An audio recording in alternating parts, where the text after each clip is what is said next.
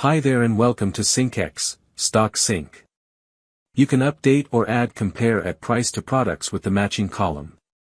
On the matching column of the feed, find or select compare at price from the store product fields. Enter the column name or index for mapping.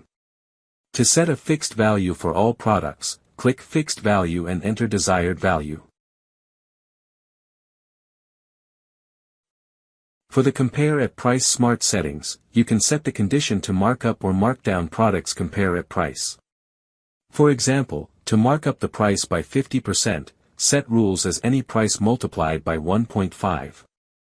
It will multiply all the prices by 1.5. The condition supports complex conditions for more use cases. Next is the compare at price delimiter that can be set accordingly. Choose from comma or decimal or leave it as auto. Next is the compare at price round, which is used to standardize the product's price. By default, the option would be the same as the price field. The currency converter is for converting the price from feed to store.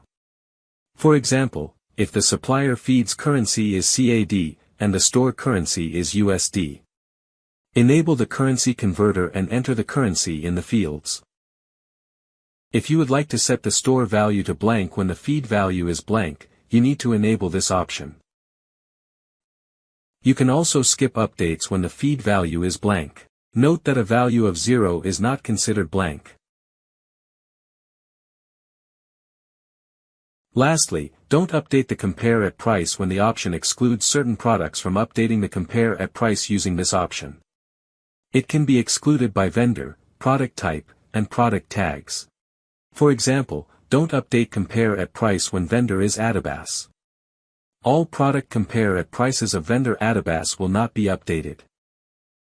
Once you are ready, click on Next, and all changes will be saved.